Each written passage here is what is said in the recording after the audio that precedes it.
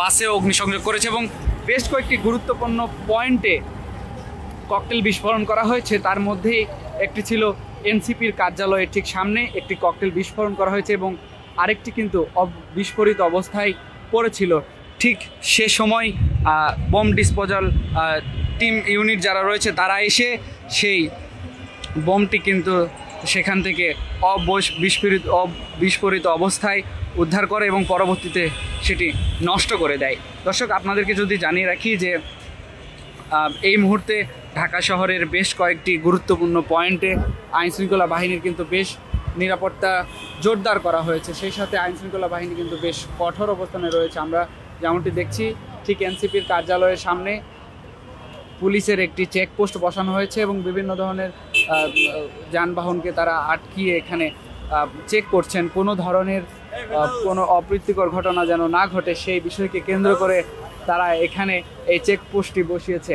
আপনাদেরকে যদি জানিয়ে রাখি যে গতকাল কিন্তু এনসিপির কার্যালয়ের ঠিক সামনেই ককটেল বিস্ফোরণের ঘটনা ঘটেছে এবং সেটিকে কেন্দ্র করেই শুধু এই এনসিপির কার্যালয়ের সামনেই নয়, ঢাকা শহরের বিভিন্ন গুরুত্বপূর্ণ পয়েন্টে আইনশৃঙ্খলা বাহিনীর কিন্তু কঠোর অবস্থান আমরা লক্ষ্য করেছি।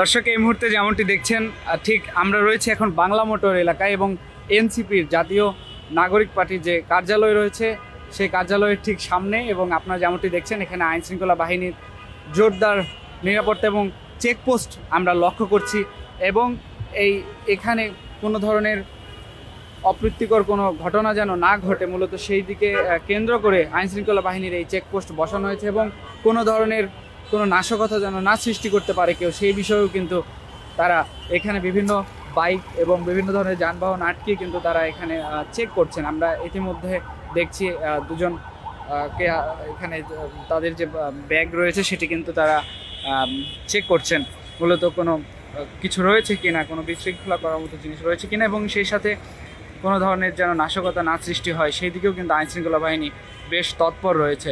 দর্শক, এই মুহূর্তে আমরা রয়েছি ঠিক বাংলা মোটর যে এনসিপির কার্যালয় রয়েছে ঠিক সেই কার্যালয়ের সামনে এবং এখানেই কিন্তু এই আইনশৃঙ্খলা বাহিনীর কঠোর অবস্থান আমরা লক্ষ্য করছি।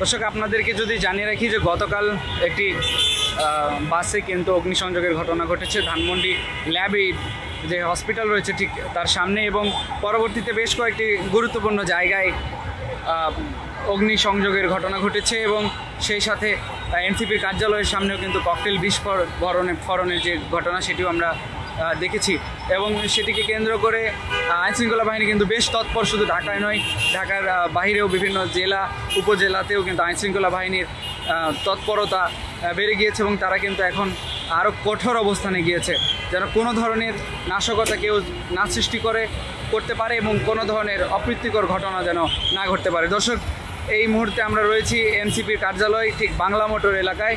এই ছিল এখনকার সর্বশেষ পরিস্থিতি। পরবর্তী আপডেট পেতে অবশ্যই দৈনিক ইত্তেফাকের সঙ্গেই থাকবেন। সবাইকে ধন্যবাদ জানিয়ে শেষ করছি।